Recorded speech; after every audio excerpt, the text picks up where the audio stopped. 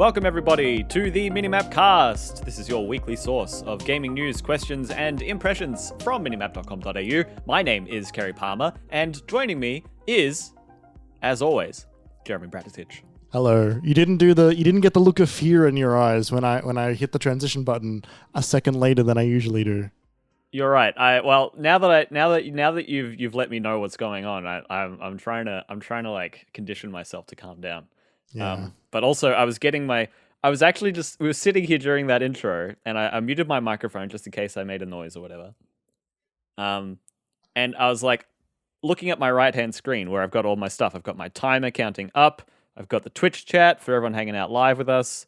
I got Audition for my recording, and I've got our notes. And I was just sitting here going like, I really like this desktop layout that I've made for myself. And that was kind of it. I was just kind of actively enjoying looking at it. So I wasn't worried about the thing. I also came in just a little before, because I know there's a bit of a delay in terms of when I see the preview of the stream. So I came in just a little bit before I saw the transition was finished, and I think I came in slightly too early, but you know, it's how it is. How are you, Jeremy? I'm good. I've got some leave booked in next week. That's exciting. Due to how many days a week I work, I had to take 5 days off to then get 10 days off of work in a row, including weekends. You had to take 5 days off to take 10 days off. Yeah. So I booked in 5 days, so 4 in 1 week, 1 in a previous. Mm-hmm. Or 1 in the next, rather. And then I've got my roster day off somewhere in there, and 2 weekends included. So all up, I have 10 days in a row I'm not at work. And I had to take 5 days off of leave. That's cool. That's fun. Pretty good. 2 weekends, a day off you're normally getting. That's cool. Yeah. That's cool. Mm-hmm. Jeremy, last week when I was on the podcast, you had the misfortune of being of having to co-host this show with hair tieless Kerry. I just need to let you know that since then hair ties have arrived. Good. I was worried. I was concerned. So now we have hair tie Kerry, I guess. Hair tie Kerry. That's what they call you. My first thought was to say tied up Kerry, but I decided against saying that one because it makes no sense and is weird. Yeah, that would be a little bit odd. Just like Kerry during old times, whether he has a hair tie or not. Hey, let's talk about the show. Yeah, let's talk about it. Rather, let's do the show in which we talk.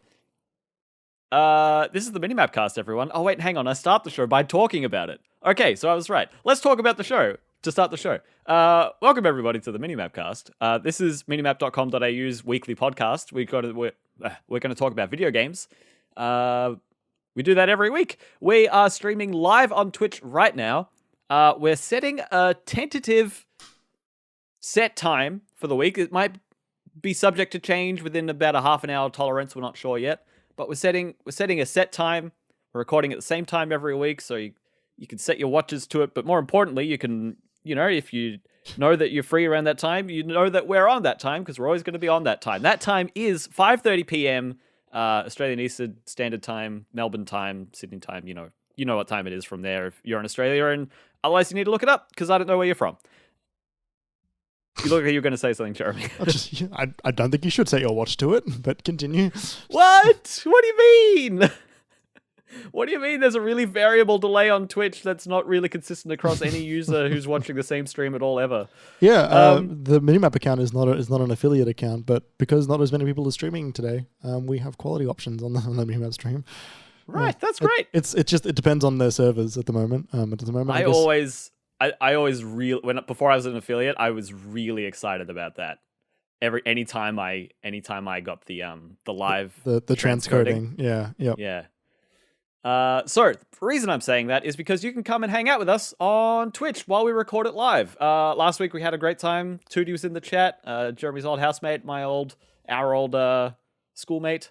Sam was there. Sam will be here later on probably. June in. June was there for a bit. Yeah. not only friend of the show, co-founder of the show, chilling in a swag. So yeah, if you want to come be a part of the Twitch chat, we hang out before the show starts. In the middle of the show, on the break, we just sit on chat and chat with everybody while we go and get a drink and whatever. It's a fun time. If you're around during that time, we recommend you come and hang out with us. Otherwise, we will be everywhere that you want to find us in terms of podcasting. We're on any podcast service of choice, as well as YouTube. So you can find us in all of those places and on minimap.com.au. On that website, you could find our other podcasts, like the Mini Disc Game Club special episodes in this feed that we've got, as well as The Pecking Order, which is our pop culture kissability ranking podcast.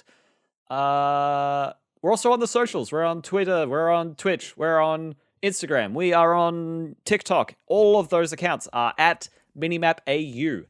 And that's so that you don't get stuck looking at Minecraft mods that make a minimap on your screen. We're not that. We're not actually a minimap. We just can't beat that SEO currently. It's Minecraft SEO, unofficial as it is untouchable. Yeah, it is. It's unimpeachable. Yeah. So we're there in all of those places. We're also on patreon.com/minimapau to give you the option to support us monetarily if you choose to do that. That option is there. We'll be here for you otherwise, but if you want to support the show, if you get a kick out of listening to us each week, or some of our written stuff on the podcast or our back catalog, and you want to support us financially, that option is there. We also wanted to say thank you to Shook for letting us use the Moog Model D Improv music from their YouTube channel as the music for the MiniMapCast. You can listen to more of Shook's music at shook.bandcamp.com. Also, as Jeremy and I were talking before the show about Better Call Saul, you can also find some of Shook's music on Better Call Saul. And in many places. He's great. Yeah. He's opening up a Patreon. Really? So, yeah, doing like some live performances, some tutorials, some random improv stuff. Like, just like a bunch of, Patreon stuff, as it turns out. That sounds amazing. Yeah. Mm-hmm. If we'll get a Moog Model E improv. You can ask. you can always try and ask. So silly. Jeremy, what did you say this week? Let me look this up. You told me something real silly. Yeah. So I believe there's gonna be a murder on the podcast tomorrow. There's gonna be a murder. To which I said, "What the fuck?" And you said, "It's fine." I'm going to commit a murder right now. Oh shit! It's literally happening. Yeah. So last night, are we recording? Yeah. What do you mean? Are we recording? I just wanted to make sure we got it on tape. Sorry, go on. Yeah. Last night, I was sitting on the couch. I had finished eating my burrito for dinner. And I finished a movie. I watched Tombstone, which is excellent. What is that? It's a Western film with Kurt Russell, with Bill Paxton, with who else is in it? The dude that's the cowboy in the fucking Big Lebowski is in it. It's Val Kilmer is in it. It's very good film. Very good film. Val Kilmer's so sexy in it. Oh my god. Big man with mustache and he's dying and it's like he's so hot. Death, amazing. Yeah. So then after that I decided to play some video games and I looked around. I'm like, all right, I'll give it a shot. What time is it, Jeremy? It's not too late. It's about maybe 7:30, 8 o'clock, maybe. Oh, okay. Yeah, really not so bad at all. It's just dinner time. So I put in a video game, and I'm gonna show that video game to you now, Kerry. I put in and started to play Babylon's Fall. You did? I did. I put it in the console. Not only did you buy it, but you put it in. Yes. Wow. Not even Fire Emblem or Persona 5 got that honor. No. I have some notes here. I'm just going to read out to you basically all of them one by one because this is a very stream of consciousness for me, right? This footage that we're looking at. Yeah. Is it recorded on Switch? No. Why does it look so... This is what the game looks like, Kerry. This is what it looks like. So I'm just going to read out some of my notes. You can tell it's going to be a trip because I'm writing notes before I've even started playing. The login process was not very good. Many warnings and linkings happening, that's fine. But it brought me into the news tab, first of all. So the login process, you have to immediately log into your Square Enix account. There's no click here to get like a quick login version or anything. It's type in your entire username and password, which is not great. Any way past that? No, you have to do that. Otherwise, you are not allowed to play the video game.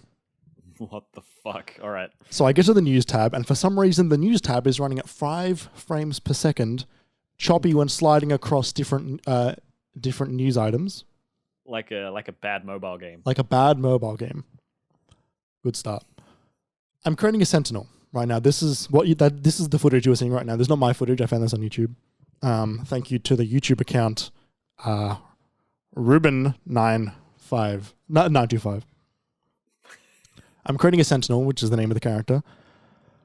The moment you click on a Sentinel, that big red text pops saying, once a Sentinel is created, it cannot be deleted. So you're not allowed to delete your character once you have made it. A Sentinel isn't a class. That's just the name of your character. It's your character. Yeah. That's the name of your Babylon's Fall? Mm-hmm. To add on to that, you were immediately asked to join a faction with, quote, your choice of faction determines what abilities you will have access to. Read each description carefully to determine which faction best suits your playstyle without being able to try them out. So, find something to match your playstyle without being allowed to play. Any good descriptions at all, or they're pretty brief. It's like a paragraph, and then that paragraph on all of them. I went with the Molzamite, which is a demon castle looking fella. The names must be between 2 and 15 alphanumeric characters, pretty standard. Except names must not contain any more than 6 numbers, which I thought was a weird little piece of. Like a weird clarification. That's a very strange stipulation. Yep. I chose the female body type that was given to me, option B. All the face types previews were still male, which was really strange. There was not female face type previews for either hair or anything. I then said, so I'm just going to quickly go back to the footage just for anyone that is watching. Just this is what it looks like. I want to perfectly say to you that my note here just says, Christ, that was one of the worst character creators I've ever seen.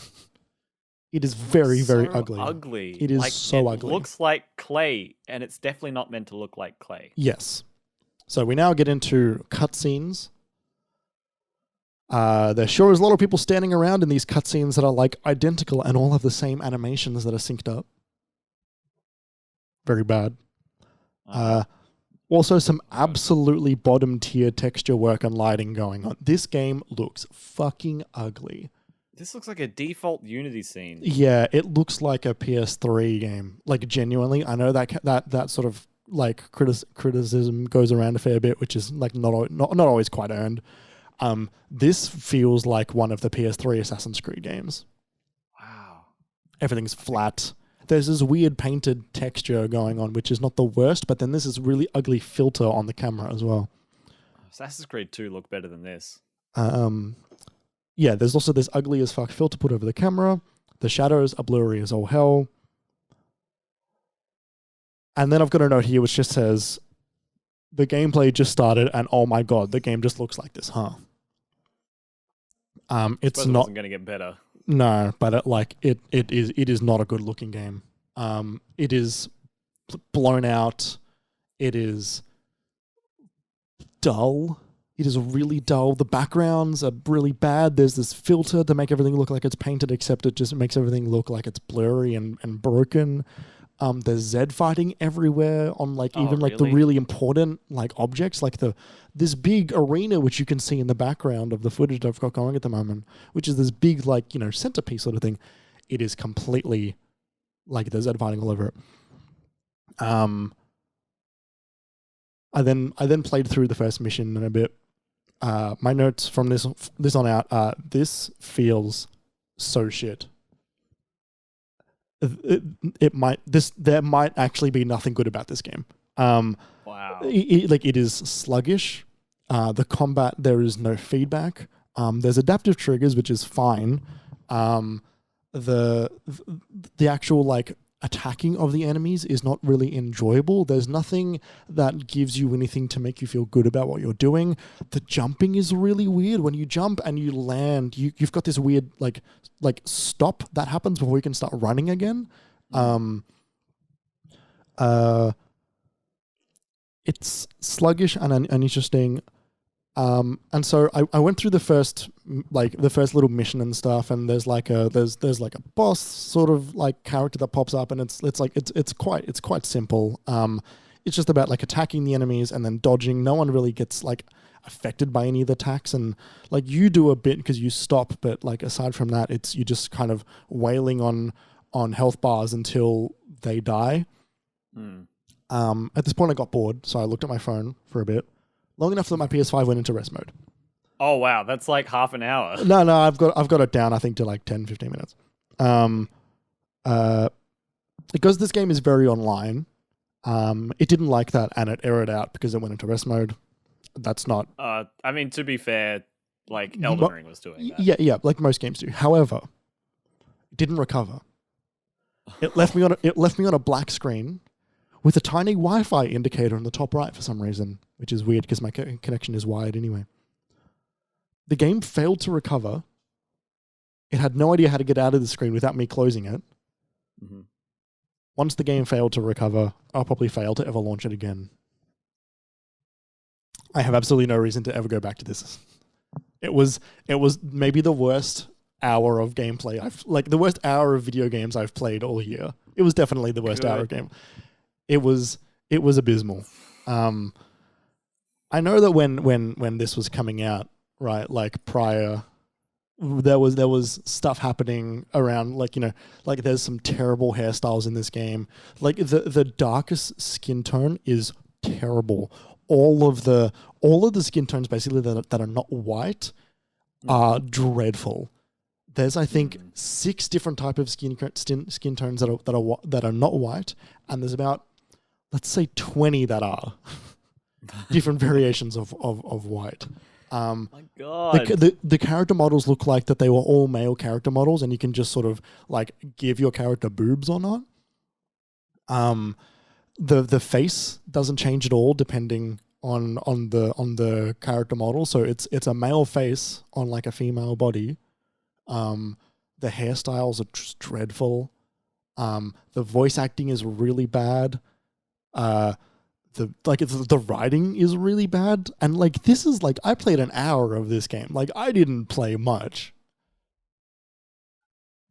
But yeah, fuck me, do I never want to go back. You played enough. I played too much. Oh dear. That's it's so strange. Like, yeah. And what are Square Enix doing? So like, I feel like a lot of the issues that have come with, like, you know, you cannot delete your character, weird number things on your name, like the game erroring out, obviously. I feel like maybe, so obviously, like, the running theory is this game was not meant to be the live service game that it is currently. Way back when it was announced. Right, like there was no reason to believe. When everyone was excited about it. Yeah, when everyone was excited about the prospect of this game. No one believed that this game was always meant to be a live service game that it has since become. And a lot of the stuff was added after the fact. And you can see it with you not being able to delete your character, for example. I'm sure it's because it's sitting on a server and you don't have the ability to write, you know, to delete data off that server or whatever. You can only write to it. Yeah, like they had really rudimentary networking. And I wonder if they had to make the game feel slower because they weren't able to keep up. Maybe. I don't know. But what do you mean keep up? Like, as in you are playing an action game online and if there are too many things happening at once, maybe you would sort of get lost a little bit, and the server would then go out of sync with your client. I don't know if this is true. I have no idea if this is true, but it feels like, looking at as I went back and I rewatched the early trailers, I'm like, why the fuck was I excited about this again? Yep. It looked so much better back then. Because it's made by Platinum, who have a great pedigree in, not unblemished, but a great pedigree in action games. Not unblemished, but definitely one of the favorites. Yeah, but they're not known. Platinum aren't known for their live service titles. I don't think they have any live service titles. No, I don't think they do. They were making Scalebound, right? Was that them or was that someone else? No, that was them. Right. And that was meant to be something like that. And that got cancelled like 5 years ago. Yeah. Oh, well more than 5 years ago. That was an Xbox One game. Yeah. 2017. It was getting strung along for a while and then they canned it. Oh, I want to say it was even earlier than that. I want to say it was like 2015 or early. I feel like that's when it was announced. Yeah. I mean, that's my memory of it. Ah, I feel so vindicated. Scalebound was cancelled back in 2017. Right. For those counting at home, that is 5 years ago. Right. It was scheduled to be released in 2017 too. Yeah. This is bad. This is a bad video game. Crap. And I don't think anyone should play it, even to like hate play it. That's kind of what you were gonna do. Yeah, it's so fascinating when you look at those trailers and you think of the fervor going into it. What happened in those 12 months in between us not seeing? No, what happened? It was like 18 months or something. What happened with us seeing it and then not seeing it for a while? And then seeing the hollow shell that it became. Yeah. What happened? It's so interesting how it so clearly missed the mark that anyone who had any interest in it was so immediately like taken away from it. Yeah. Oh, man. Well, I'm glad you played it for the podcast's sake, because that's interesting. I didn't mean to play it for the podcast's sake. I didn't mean to play it for the podcast's sake. I just meant to play it. Yeah. All right. Well, let's move on. I think. Yeah. I'm playing another game. Good. Kerry. I've been playing. Cleanse your palate. I've been playing a game called The Quarry. Excellent.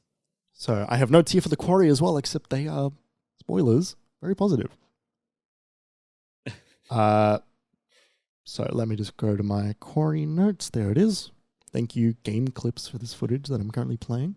Game Clips.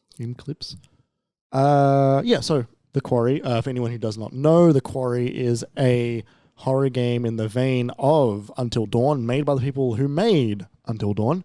The Quarry is a game where you are a group of teenagers. I'm not going to get into really any spoilers here, Sam. The footage is the early part of the game, but aside from that, no plot spoilers. Jeremy was spoiling that his notes are good, not that they are spoilers. Yes, yeah. Sorry, I did have that thought too, though.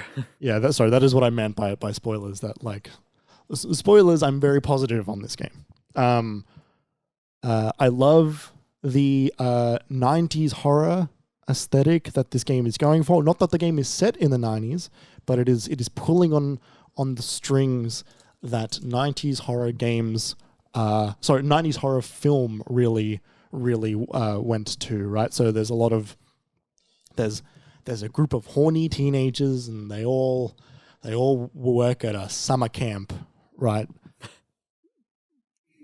Hormones insured. They're all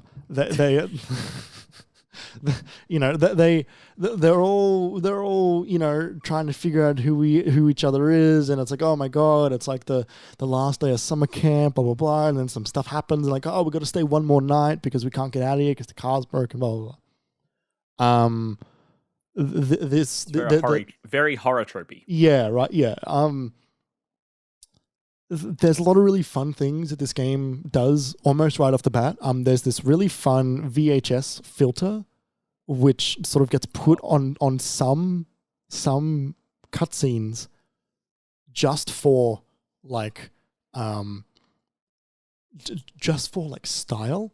There's a lot of the effect, but like there's a lot of specific like camera things happening in this game. So there's lens flares, but like rounded circular lens flares, like there's a camera in this scene.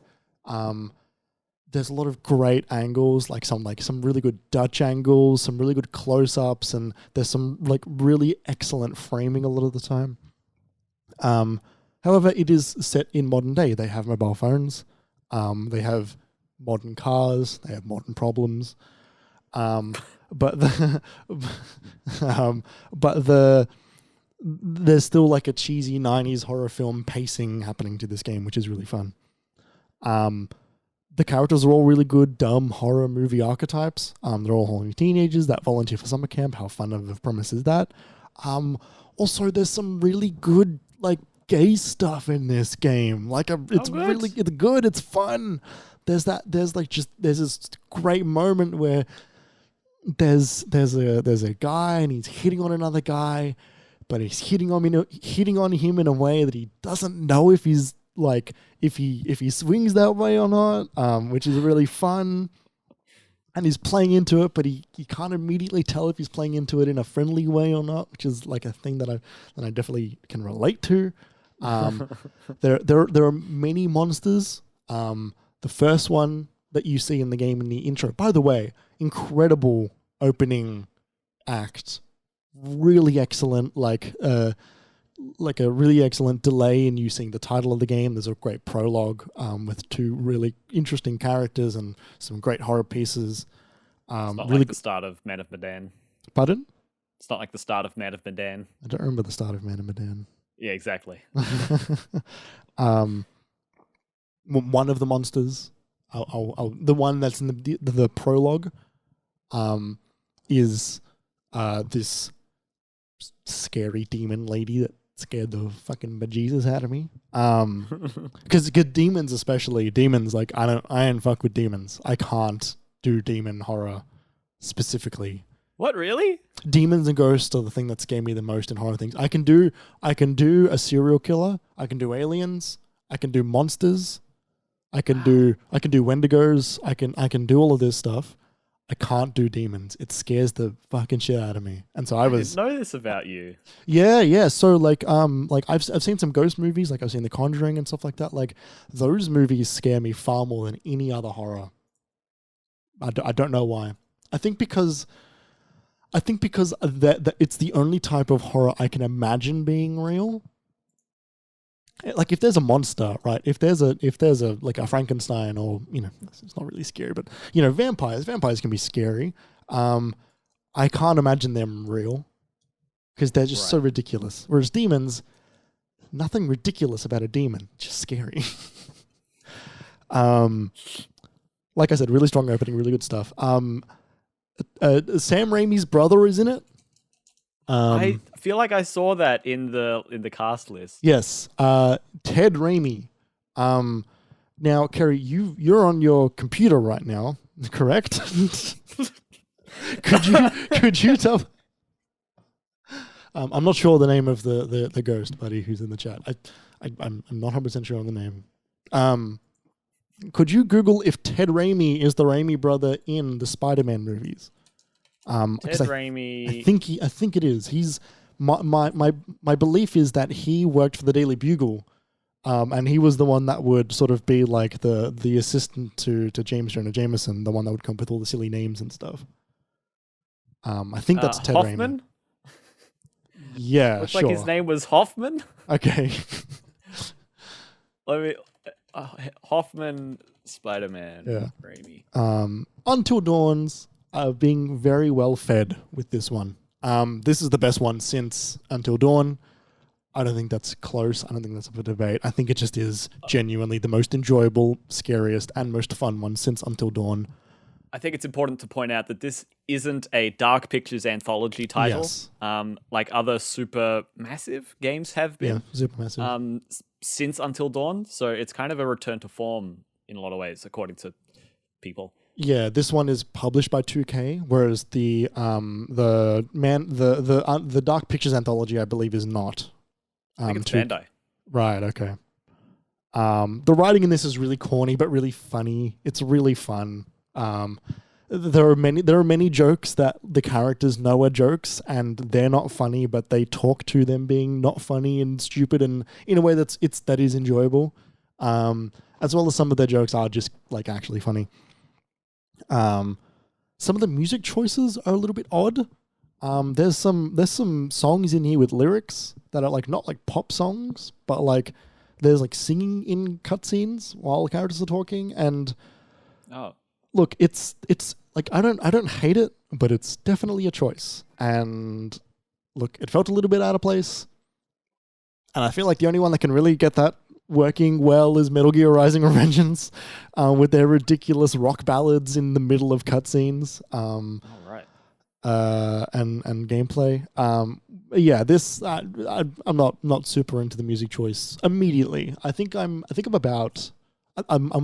a third. I might be halfway. It's hard to tell how far I am in this game. Someone has already died in my playthrough, at least. Okay. That's where I'm up to for anyone who does know. I don't know. I'm having a fucking great time. My partner and I are playing it. And so I was like, okay, cool. Passing the controller? So there is the couch co-op mode. I'm like, yeah, like you want to do this one? And they're like, absolutely the fuck not. You're driving. I'm like, what? And they're like, no, I don't want it. No, you do it. I can't. I will freeze, and we won't be able to keep playing. I'm like, okay, I guess I'll do it. Well, at least they know. and I was upset because then it meant that I had to look at the screen 100% of the time. Hey man, I offered you the group play and you refused. No, I know. The grass could have been greener. Yeah. No, this is a good fun game. It's really good. It feels like a Netflix horror series. In a good way? Yeah, like there's good there's good fun character dynamics. You can see where the story is going. It's not that deep, but it's fun because the characters don't know, and that's worth it. You're there along. It's a theme park ride. You're there for the trip. It's so clearly like schlocky and like derivative, but it's like here is our version, honoring that, paying homage to it, and creating something different and enjoyable and fun. Yeah, I think maybe the only thing it's missing is the mechanic of holding the controller still while it vibrates dramatically. That's not there. It's not there because this game is multi-platform, and not every controller has like a gyroscope in it. Interesting. So, yeah. So, I don't know how you solve that. I guess Until Dawn isn't on PC, is it? No. It's still only on PlayStation. Yeah, it's still only on PlayStation, yeah. So, after Jameson's office was attacked by the Green Goblin, who was looking for the photographer taking the photos of Spider-Man, Hoffman dropped his files and ran for cover. He wasn't seen again after that until the next movie. Coward. That is one of the most pertinent paragraphs I have on Hoffman, who has no other name, just Hoffman. What other name do you need? Portrayed by Ted Raimi in Spider-Man 1, 2, and 3. Sam Raimi's brother. He's great in this. He's really good. He's this creepy cop. Look, there he is in the footage. You don't know his vibe. You got no idea what he's going for. He's got a little bit of blood on him. He's got some theories. He's got some plans. You don't know what he's up to. Great character. So yeah. Yeah, he looks very creepy in this footage. Mm-hmm. Oh, well, that's cool. That's fun. I'm glad it's working for you. I mean, I don't think it's not like a secret at this point that they've done better job since then. Yeah. Since like with this one. But I'm glad you're enjoying it either way. Sam and I are looking forward to this one. Sam and I have still not played Until Dawn. Maybe we should do that together. We always floated the idea of doing another group play of that. Like I think Ollie mentioned it once, and we were like, "Oh, okay," and we didn't make it happen. And now it's been years. Yeah. Yeah. What have you been playing, Kerry? You want to hear more about Jack 2? Did you have more to say about Jack 2? Absolutely not. Do you want to hear more about Fall Guys? Do you have more to say about Fall Guys? Not really. I made a video about it this week, which was fun. I'm glad you're bringing it up. Pardon? I'm glad you're bringing it up. No, the one I am actually going to bring up is I started... I was talking about Final Fantasy 13 last week, and I got to the open world section, and I played like an hour or two yesterday, and I started falling asleep because they stopped giving me cutscenes. So what I did instead was like, okay, I gotta play something that's gonna keep me more engaged. So I've been meaning to do this for a bit, but I loaded up the game trial for Forbidden West on my PS5. Plugged it into my nice 4K 144 hertz monitor here, as opposed to my 1080p projector, and played some Jack 2 for longer than I thought I would, and then I started Horizon Forbidden West. I played about an hour and a half last night, and I probably played about an hour and a half earlier today. Mm-hmm. And I was saying this to you before, Jeremy, after we started the stream, but before we started the show, that like for how sort of lukewarm I was on the first Horizon for a good portion of the time I was playing it, I was having such a good time with Forbidden West these last 24 hours. It is drop dead gorgeous. It is so fucking stunning to look at. Yeah. Yep. All the time.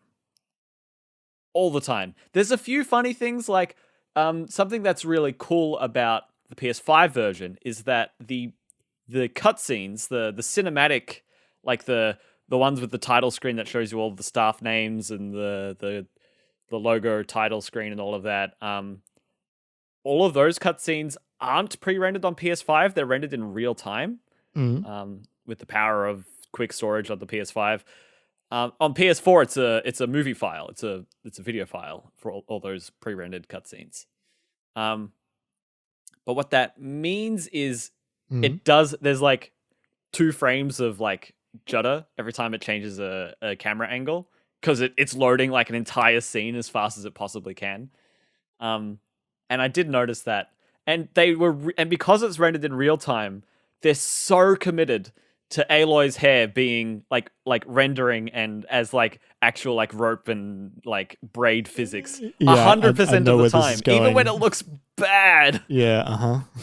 Like I'm watching this really dramatic cutscene, and it's like cinematic shot, sunset across the desert, prowlers fighting each other and scrapping like real animals, and then there's this like 3-second shot really close, like side on view of Aloy riding a machine as fast as she can, like galloping, and her hair's like just all in her face, but like a bad flag texture in a Unity project. Like yeah, it is. Yeah, the whole game's like that. Yeah, it's just like, guys, you could have come up with a more rigid, like just pin it down to here and have the little bits flap for the more tense moments. But with the power of the PlayStation 5, Kerry. Yeah, exactly. But that's really like the only qualm I have from the last couple of hours. It looks so beautiful, Jeremy. Yeah. I'm playing it on performance mode, which just recently. So they added a balanced mode, which is good for other monitors, but the performance mode got added so that it can push past 60 frames per second. So I'm somewhere between 60 and 120. It feels amazing. I'm enjoying the combat way more than... I haven't done that much, but I'm enjoying the aiming. I'm enjoying I don't know, it just feels better to do things. And I feel like I know what I'm getting in for a bit more than I did when I started the first game. Yeah, like it is very much a sequel to the first, but that's like it's, like, and this is what I said at the time, or whatever. I think pretty much everyone else said at the time was like, yeah, like they improved on all of the things that weren't as good in the first game, and kept the stuff that was good and tried to make it better. Yeah, totally. The skill tree system I'm finding a bit cumbersome. It's so hard to see all of your skills at once. You can either see like everything from a really zoomed out perspective, or you can see like 3 skills at a time out of like 70. I'm like, I don't know what I want to spend this on. Let me zoom across this map. Yeah.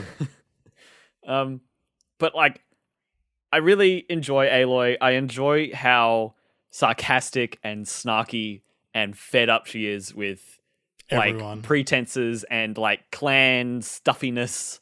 Like, not only because like I think that's true to her character, but like we don't get characters like that really. We'll get gruff, like I don't give a fuck characters who are men and that's like meant to be sexy or whatever. But Aloy's not trying to be sexy. She's a strong woman who doesn't give a fuck about your crappy problems or your pretenses. But it's also like she knows like what is going on, right? Like she can see what is the important thing. Yeah, she can sort of see past the like tribalism and the superstition because she has the reality based knowledge. Yeah, and has got this like, she has like higher purpose or whatever, but she can see. She has a direct through line and a direct connection to the important things that are like directly causing things in the world, and like just frankly like doesn't have time for anything else. And is very, very frank about that to everybody. Yeah. It's a bit of a weird pull. So, like, the first mission is, I think, really good and really cinematic. I think they do a great job of, showing you the new, like, quick scan and climbing system, and the pull caster is really fun, like a deployable, retractable hookshot. And then, like, the snake boss fight at the end is really good, and catching up with Val, and Val being introduced to all of this technological advancement stuff for the first time, and being like, oh, it's the goddess, and Aloy's like, no, it's an AI. And he's like, how do you know? And she's like, oh man. But she's constantly saying, because you get a bit of a story recap, you get a bit of a characters I'm familiar with recap, and she's like, I can't stay. I can't spend time with you. I have to go. And then you get to the Daunt. You get to the introductory area of the new map for this game, which is the western half of the US, basically. I don't know if it's the half, but it's the west of the USA. And all of a sudden it's, I was working in a mine and the boss is mean to us and is making us work hard, and then there was a collapse and I hurt my ankle. She's like, if I'm out that way, I'll see if I can do anything. And he's like, oh, I'd really appreciate it. Meanwhile, her like one of her best friends is in the town. Is like, oh, come get a beer with me. And she's like, I absolutely cannot do this. I have to do this political thing. And this friend is very upset. And it's like, oh, I'll go see if your frog needs food in your hut on the top of the mountain that you can't visit because you hurt your toe the other day. Sure, like it's a weird pull. Once this deadline of the embassy is done in like relatively soon, and it's like, oh, we have to get to the Forbidden West and explore that and see what's next. I think I'll be enjoying that a bit more. Yeah, it takes a you can spend as much time in the prologue as you'd like. It's a bit of a Witcher 3 starting area situation though. Kinda like it's open and there's plenty to do, but if you are invested in the things that you are seeing, you should do them. But if you are not, then you should just move on. They play with the Aloy being pulled in all directions and having interesting priorities quite a lot. There's a really good, like, I think they treat the arc of her thinking that everything she is doing is the most important thing really well. In terms of like, while yes, also people matter. Yeah. And like while you were an outcast, like you are being welcomed and accepted, and yeah, but you're also the only person who is keeping yourself an outcast. Yes, and the idea that like my frogs and the frogs eat the grain or whatever the hell you said before. Like while that's not end of the world stakes, like to build a better world you must work together. Is a good lesson throughout that game. Totally, and like all of the characters that they decide to bring in for this sort of prologue intro, like to return to. Some of them are important, like the Sun King and his advisor, and Eren, who's a big part of the story going forward, and Val, who's a big part of the story going forward. And some of the other characters are mentioned by name, but like you don't go back to the Nora lands. No, you don't go back to the don't, matriarchs. So they picked a few certain characters for you to be reacquainted with at the Daunt and during this revisit. And they're all characters that I saw at the end of the game in the first game because I happened to do their side quests. If I hadn't done them, then the start of this game would have been a bit confusing. But they're great characters from those side quests. They're some of the few memorable characters from those side quests. Yeah. One character who I didn't recognize was the same person who I didn't recognize at the end of the first game after it had been like 2 years since I'd done her side quest. I'm like, I have no idea who you are. And then I get to the town and Aloy's like, Petra? I'm like, I don't know who you are. And then I read the like bio and they're like, oh, she brought the explosives to Meridian at the end of the game. I'm like, oh, you're the person I couldn't remember in the first game. That's funny. Point being, though, like it was a re-incentive to me to do some of those side quests, to be like, no, like they care. This is important to Aloy's story, even if it's something you can miss, even if something you can optionally choose to avoid. Like there are some good stories to be told here and some interesting characters. Yeah, I don't know. Jeremy, here's what I want you to do. I don't need to talk too much on this because I haven't played that much. But sure. So you start the game and you're in this really linear section, and it had me. I was like, oh, this is like all of those story missions where you like go into a facility in the main game. I'm here for this. And you get pepperings of story throughout. I thought that was really well done. And then you do this sort of visit to Meridian, and then you go to the Daunt, and you're riding this elevator down, and you're having this conversation with the lift master, and then you get down, and you talk to this stuffy person, and they're like, okay, now that you're here, please go and fix our problems. And then that's kind of when it opens you out to this really small part of the open world. Yeah. What's the first thing I do? As in, what should you do? What do you think is the first thing I did? Looked for collectibles. Well, no. Yes and no. I opened the map to see my objectives. And you zoomed all the way out. I did do that, which was fun. Yeah. But no. First thing that happened, I opened the map to see the story waypoints. And then 2 question marks pop in on my screen. And I'm like, ooh! Something in the complete opposite direction. Woo! And I went that way and I died. And there's no like auto-saving. And it threw me back like 10 minutes. And I'm like, all right, fine, I won't go there. I'll go do the story for a bit. Right. But I spent there's this. Yeah, I know. I was like, oh, I'm not doing that again. I didn't do anything and I died. I'm not doing that again. But yeah, it was like, you can go to this village that's literally right in front of you, or you can go south, east, north, and all the way around the valley to this one question mark in the north there. I think it's a cauldron, maybe. Right. I didn't make it, but yeah, I immediately was like, let's go off track. What's the question mark? What is it? What's there? Show me. So yeah, this game is so pretty. It is. It's so pretty. It's alarmingly gorgeous. Like I sent a message to the Discord chat last night or this morning saying like, I don't want 8K to like resolution to really take off in the next 15 or 20 years, because at the moment we've got games that can do 4K with a lot of compromises. I would rather sit with happy, high definition, ray trace, 60 frames per second 4K performance, and really realize that 4K potential with the next console, with more powerful hardware, rather than trying to push onto the next thing and being like, oh, well, I could do 4K 60 or I could do 8K 30. Like, let's just make 4K the best it can be, because we don't need double the resolution of 4K at the moment. It's so granular and so pretty. We're not... Look, 8K is not coming soon. No.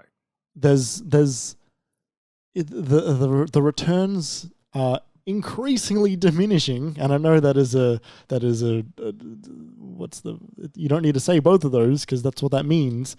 But it's a tautology. Yeah. It's you don't need 8K. There's no content to support it, and there's barely any screens to support it. And for the sizes of TVs, it doesn't mean anything. Yeah, no, totally. Unless you've got a 120-inch wall monitor or something, you don't need 8K. Yeah. And then the last thing I'll say on this, the Burrowers, as opposed to the Watchers, the Burrowers are these new little stocky-legged... They're basically otter creatures. They're gigantic otters. Yeah. Otter and they're weasels. The cutest fucking things. They're so funny, aren't they? Watchers are still in it, but yeah.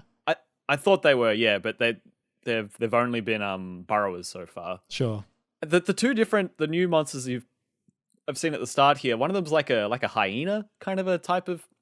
Yeah. I don't know what it's called, a scavenger or something. Yeah. But they make way more animalistic noises that are more specific to the ones they're imitating than I would have said the previous monsters and animals did. There's a lot more like bespoke character, like monster animal animations now. Like they put a ton of work into it, and it really shows. Like there's a ton of really unique little mannerisms and little character bits that you can see that are like, oh, like you're really trying to make this feel real, and it shows.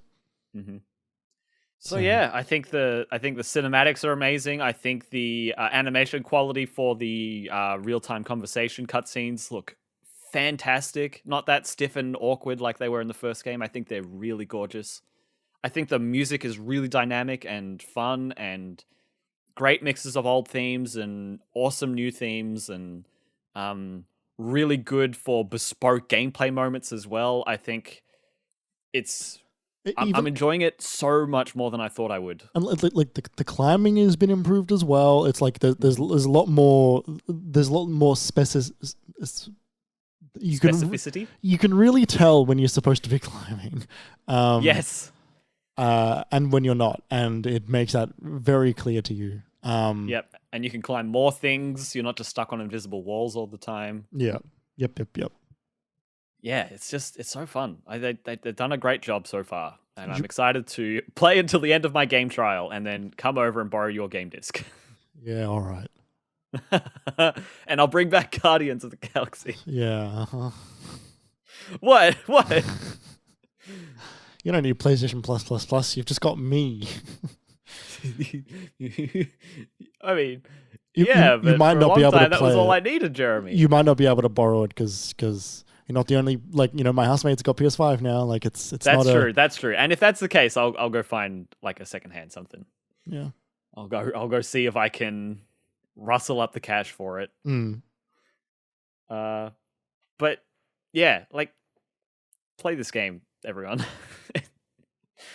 Oh, and the other thing I was going to say was I was just sitting there going like, oh, I'm just climbing a thing because there's a question mark on top of this mountain, and I'm so here for it right now. I was so ready for that kind of gameplay. I was just, give me a few tick boxes, give me a few things to just go and do, and then there's story in the middle, and there's great cutscenes, and I'm awed by the open world, and I'm loading the photo mode. It's just, very good. Very good. Yeah. We're going to go on a break now. We'll see how long this takes when we get back. Last week was a very long segment, but we're going to talk about games that we 100% and complete when we come back. So have a think about what your answer would be and answer the question along with us when we'll be right back. That didn't make sense.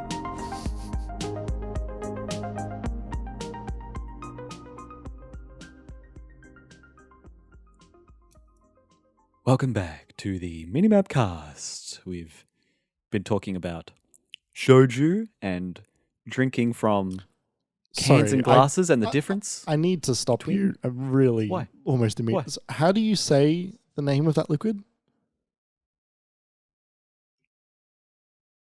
Is it shoju or is it shochu? I think it's soju. Soju? Yeah, there's no H in it. Fucking shit. I don't know. I just saw it in that ad that we spoke about in the break, live on Twitch chat. Look, unless you've heard something that I haven't, but I definitely No, know I definitely know how to write it. Yeah, no, it's soju. It's soju. Yeah. What was the word I was thinking of? Shonen? Like the anime? Oh no, this is why I was confused. So we're talking about -196. It says shochu on it. Oh, okay. SHOCHU. I also wasn't Maybe it's sure like that... you could say it. You can write the English version of that very Japanese word different ways. Right, okay. I don't know. I'm guessing. I went to write... Split the difference. I went to write 196 into Google, and it auto-corrected to the 1967 referendum in Australia, which is not what I wanted to... That was not what I was looking for. Oh, I put in -196 and it gave me nothing. It gave me zero search results. So what you're doing there is a formula. You were saying, do not look for anything that has 196 in it. If you ever need to Google something and you want to exclude a specific type of result, you can do minus and then the phrase. Yeah, it's funny how you could do that in Google. I remember I went to like a library lesson. It was like in VCE. It was like the one time a year the librarians like taught the students, and it was like you can get real specific with Google. I was like, oh, cool. Right. It was either that or it was that at uni. I don't remember where it was, but I remember getting that lesson somewhere and being like, this is very specific. Jeremy. Kerry. Right as during the break, I realized there was a thing that I have been playing this week, a great story that I could tell from my game playing this week that I completely forgot. That would be a great story for the podcast. So I'm going to tell it now after the break, which is where we are right now. We're going to do it right now. Welcome. Go for your life. I was playing Apex this weekend with Ollie, and you for a bit as well. Yep.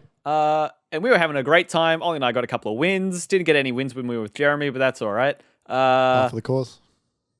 Jeremy left at some point during the evening. Ollie and I went a bit later. And my friends... I don't know this story. No, you don't know this story, yeah.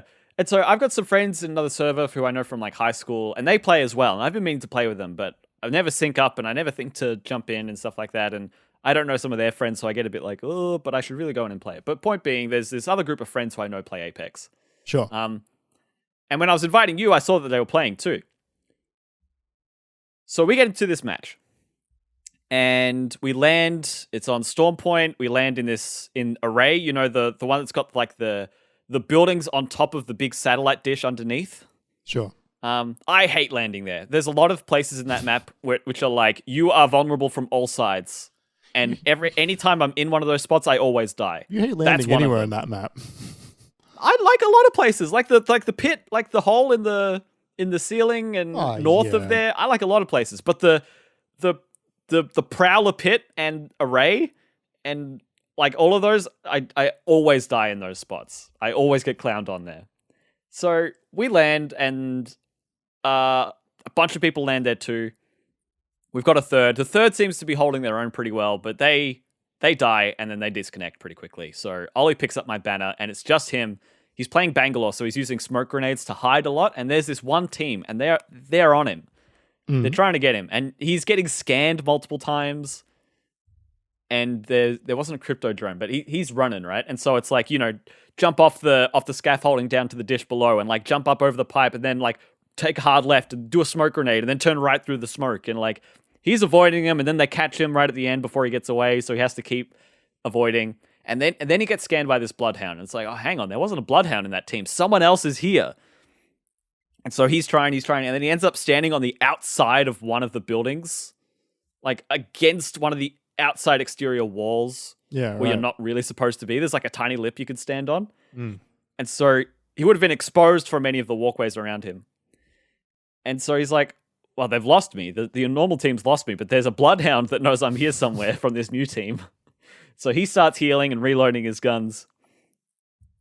And then he's looking around, and he could see someone on one of the scaffoldings. So he tries to run around. He tries to end up climbing up, but he gets stuck underneath like the lip of the roof. So he's just stuck holding up to this corner of the roof like a moth. Yeah, and they shoot at him, and he's like, "Oh fuck!" And the whole chase scene is up again. He jumps down and smoke grenades and left and right and up and down, and he's hiding in the plants. He got away from that team, and he runs that way. And there's another team, and he's like, "Ooh!" and he fucks off the other way. And then the bloodhound scans him again, and he runs into the pit, and they don't have him yet. They don't have his trail. He's not getting shot at. So we're in the Prowler pit, this other spot that I hate, and there's a respawn beacon right in the middle of it. So Ollie brings me back into this other spot that I hate, that I always die in. It just brings you back to hell. Yeah. And I find like an R301 purple armor and peacekeeper like in the 3 bins I find. Like it was a very lucky drop. And so like I'm kitted up enough to handle myself. Yeah. We kill a few teams, like it starts popping off. That initial team, the Bloodhound team, we don't know what's happened with them. There's another couple of teams, we finish them off. Anyway, we make our way around the barometer, and the zone's getting pretty close. It's coming in. And someone calls in a mobile respawn beacon. There's been a lot of fighting that we're just circling around. Someone calls in a mobile respawn beacon, though. The person who calls it in is really weak. We finish them off. Ollie and I are trying to be like, what are we going to do next? We don't know what's going to happen. And then we hear a respawn ship come in above us. And we're like, is someone using that mobile respawn from like 10 meters behind us that we killed the person for? And so we go back, and sure enough, there's a team of 2 who just brought back their buddy. And so we start laying into them, and Ollie dies, and I think we take out 2 of them, but Ollie goes down, and I have to run for the line. And it's a really messy fight. And by this point, it's like the 3rd or 4th zone. So the zone's getting really tight. It's getting really painful. And so I just have to run. I pick up a crabber from a drop. But when I kill one of the 2 people who were alive, and when they respawn the 3rd, and I recognize the name as one of my friend's friends from the server, right? And so I'm running, and I'm like, wait, I know this. This is the team. This is my friends. And so I'm running, and I alt tab as fast as I can, and I write, "Don't kill me," into the other Discord server. And at the same time, they've realized it's me, and they're adding me. That's funny. And so I finally get safe, and I'm like, oh no, I'm so sorry. And so we start kind of doing this debrief, and Ollie's like, Kerry, you have a crab, but there's people in front of you. So I'm getting distracted, and Ollie's like, stop fucking around. He's not angry with me, but he's like, pay attention. Yeah. It's really late. And so what was it? Yeah, I said don't kill me with an M because I typed really fast. They said 2 of us just went down, rip. Pretty sure you're still alive. Good luck. And so the zone's closing in. There's fighting over there. I'm 1 person. I've got a crabber. I can't hit any headshots, so I'm not killing anybody. And so I have to circle around the beach. And I'm running. The zone's closing in. It's getting pretty small. And I start walking towards around this rock. And then I see this like sort of blue glow in one of these little hedges. I'm like, I think someone's crouched there. And then this seer turns around and looks at me. And then we start blasting each other. and then I managed to get the kill, and it's my friend Tim, who was the person they respawned with the mobile respawn beacon. He landed with nothing. He said he had to assume someone else's identity. And then I died immediately after that because we drew attention from the teams that were alive. Yeah, right. And so we just start going into this big debrief afterwards. I said, I'm sorry, that was so fun and so silly. Tim said, I watched my team die before my eyes, and I had to assume the identity of another. So then we were like, wait, was your friend a Bangalore? we saw them in array. Were they hanging out on the side of a building? And we were like, was that you? We were chasing them the whole time, and they downed us in the pit with the prowlers. And it was so funny. I was like figuring it out at the time. That's very funny. And then this long debrief I did afterwards with them. It was so hilarious. It was such a good energy. We were laughing so hard afterwards. That's good. It was a very good time. I enjoyed that greatly. So yeah, that was it. Just like, not too out of the realm, but it was very surprising and very fun. Now we should move on to the topic of the show. Jeremy, how did we name this one again? Because right now in the doc I've written, who do you 100% a game? Why did you write it like that? Because you said it's only for us, remember? When do you 100% a game? I think is what we decided. When do you 100% a game? Under what circumstances are you completing a game? I preferred why. Why are you 100%ing a game? Yeah. Why do you 100% a game?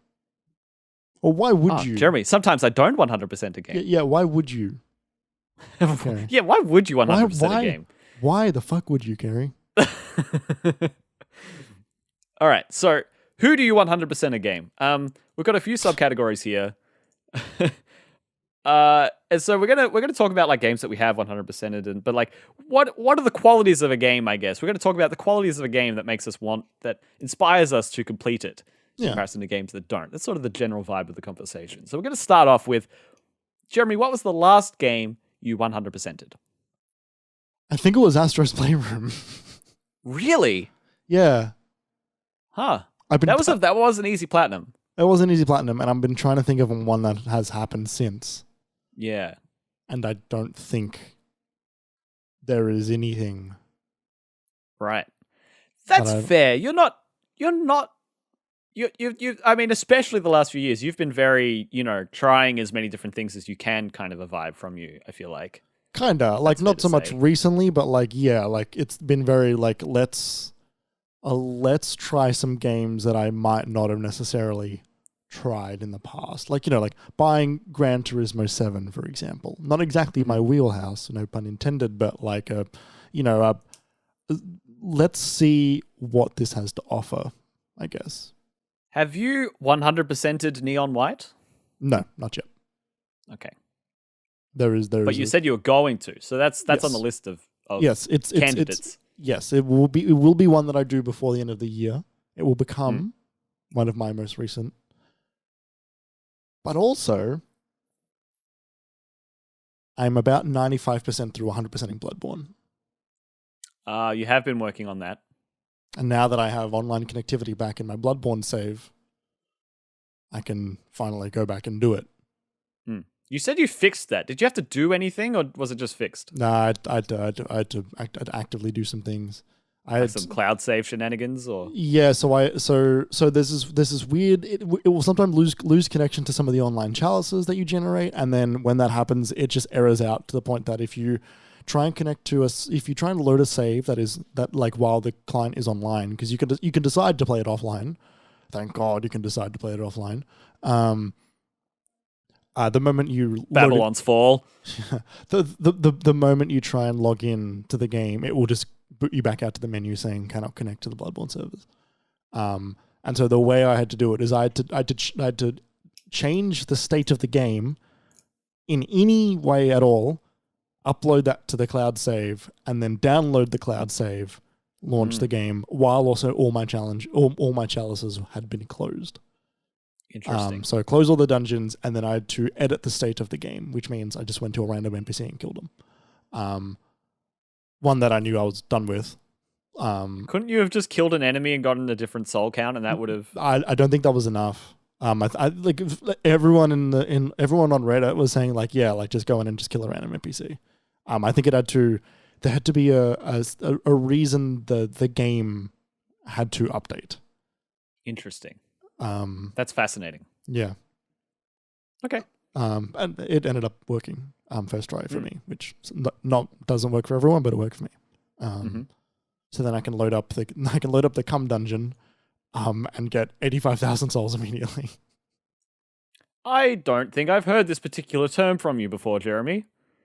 Would you like to elaborate? There's a chalice dungeon, and they all Yeah. have seeds, which are Yeah. like, the string which determines the generation of the dungeon.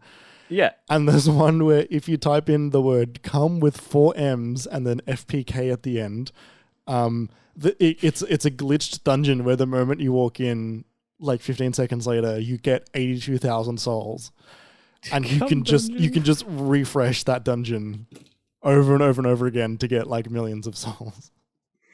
Oh my god. I know, and the gift to the Souls community is that one has got the word "come" in it with 4 M's.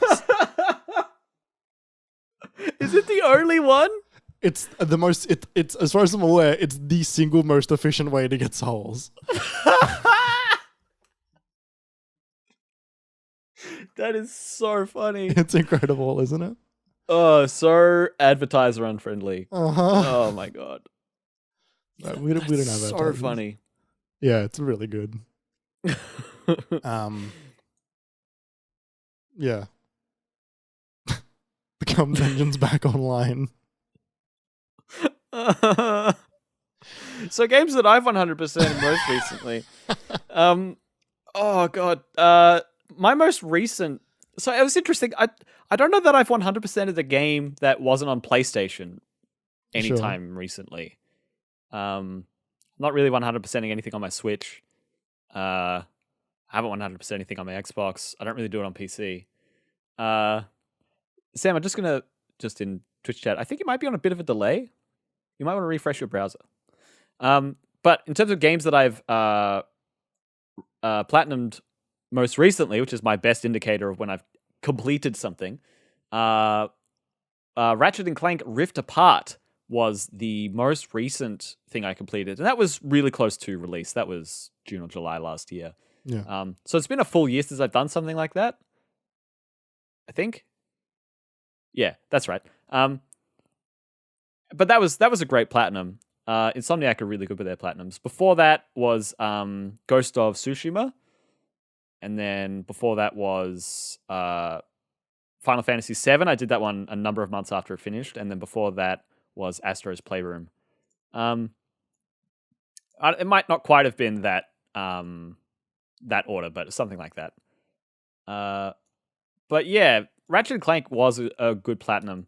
You didn't have to 100% that game to get the platinum, though, did you? So that's the thing, and that sort of leads me to a question I had, It's not and the I'm same not thing. sure. It's not the same thing. Pardon? I don't think it's the same thing. I agree, right? So, and this sort of blends with our next subheading, which is what is the desire to 100%. And so the question, sort of a question I had that I thought of with the Ratchet Platinum, it reminded me of the Spider-Man for PS4 Platinum. Yeah. And how that was the like one of the most common platinums that people have gotten, because it's really not that hard. There's like 50 photograph locations that aren't that noticeable to you, but then at the end, at the final gadget you get at level 50 is like a find the photo opportunity thing. Yeah. So it's interesting, right? Because you can look at a platinum trophy list or a trophy list or an achievements list, and you can be like, oh, that's an easy platinum. And then the game can have things underneath it that you actually can do that are more completion markers than what the achievements allow for. Yeah. But if you go back 10 years or more, 15 years to the advent of achievements, and you start looking at all those achievements, and they do account for every thing, or they give you, if it's Gears of War, for example, they think a real achievement in that game is killing 10,000 people in the multiplayer. That's an achievement. That's a mark of you doing something in the game. Or 2 million enemies in the campaign. Right. That is so many. I think it was either 2,200,000. It was a lot. It was like one that you would work on for years. Yep. So then it becomes this weird thing of like there's been this trend in the last 5 years to make platinum trophy lists, or trophy lists rather, and platinum trophy requirements less demanding than needing to 100% a game. And I feel like that's only really in Sony first party. All the third party games, for the most part, still just do literally everything. I don't know if that's true. For instance, Final Fantasy VII Remake, there isn't a trophy to get all of the manuscripts, which are the things that give you like character level points in hard mode. Right. They're the only way to level up your character once you get past level 50. They're the only way to upgrade your weapons. That's something I haven't gotten all of. I'm missing 2 because there's alternate paths you can take in Chapter 9, and you can only get those manuscripts by playing in hard mode. So you have to play that chapter multiple times in hard mode. And I had to play that chapter over and over for the trophy list, and I didn't get those manuscripts along the way. And I was like, I'll come back to that later. Never did. But I got the platinum. Right. Did I complete the game or did I not complete the game? Everyone's full level except for Cloud, who's missing 2 manuscripts. Yeah, right. So it's a weird... Like I feel like you know, all the Ubisoft games are like 100% it. Just called like by and large open world games do everything. It is do all the side quests, get all the collectibles, do all the missions, register all the vehicles. Yeah, right. Yeah, it's like that tends to be the 100% checklist. True. In a Ubisoft game, though, they will give you more and more ways in-game to track all of those things. So it's easier to get that stuff in-game without going to a guide. Yes, definitely. They cater to the people that want to do that, I think is a fair assessment. Same with like Bethesda games as well. You know, it's like, you know, it takes multiple runs, but it's like, yeah, like, you know, do this entire quest line, do this entire quest line, do this entire quest line, do this entire quest line. Yeah, that's a good point. Yeah, get this kind of ending. Yeah, it's interesting. So this question, what is the desire to 100%? I remember it depends a lot of the time on like my mood. You know what I mean? Like I 100%ed Black Flag and Assassin's Creed Syndicate. I did all of Black Flag, I think. Yeah, and part of that's because Ubisoft game, it was actually quite easy to find all of the chests and all of the diving locations. And all the shanties. All of the shanties and all the pirate ships and all the locations. They made it accessible for you to do. Even more so in Syndicate, I feel. Like they just gave you all the information to complete the game. But that was a very like, I just finished high school, it's summer, I'm at home a lot. Yeah. Playing the game a lot. Kind of a thing. Like I'm playing this, listening to podcasts, watching Northern Lion on my other monitor, just playing and playing and playing and playing until it's done. Sort of like how I mentioned playing Final Fantasy 13 before, right? And how I tried the side quests, and I actually remember quite enjoying those when I was younger. And playing them yesterday, I started going to sleep because like there's actually not that much content in terms of what's actually happening. It's pretty boring. It's not that actively engaging. Yeah. And so to make myself do all of those at this point, I'm like, fuck, why would I bother? Why would I waste my time? Yeah. But at the same time, like, you know, I don't want to do all of that really boring stuff. I like having a completion metric. I like having you have experienced what this game has to offer milestone that isn't an exhaustive, cataloging, encyclopedic checklist that's absolutely a pain in the ass to complete. Which is funny because I think Ubisoft are the ones that began the trend of fuck, this has got a lot of collectibles. Because it goes back to the fucking feathers in Assassin's Creed 2.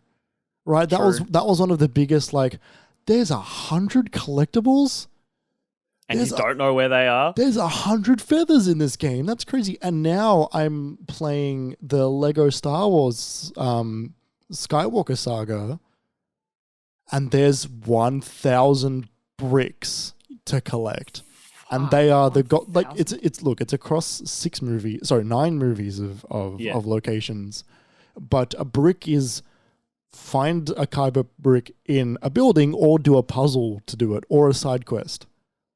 So is it sort of taking place of where you would have found the mini kits in previous games? No, so mini kits still there. There's only 5 in our level now, as opposed to, I think there used to be 10. Yes. But like instead of the, you know, there was like the true Jedi meter that you would build up as you collect studs and you build that up throughout a level. So now there's 3 levels of true Jedi. and each one of them will get you another brick. There are many, many more reasons now to give you bricks, but it is funny to get the first one and see 1 out of 1,163 or something. Save me. And like, it's also very funny to enter like some of the more populated and larger areas that are open world, like Coruscant, for example, and have the brick detector turned on and have your entire screen bombarded with locations of bricks. And so in those areas, I just turn that back off. Yeah. Go about my way until I've made my way through maybe a section until I can finally piece it together. The desire to 100%, however, I think for me comes from a reason to play the game that I love more. Yeah. Which I think that is not dissimilar to you with Final Fantasy VII. Yeah, all of these games. Ratchet, Spider-Man, Ghost of Tsushima, Astro. I might wager that maybe Ratchet and Ghost of Tsushima, Spider-Man maybe not, but Ratchet and Ghost of Tsushima, you looked at the list of the required 100% collectibles and went, actually, I can manage that. Yeah.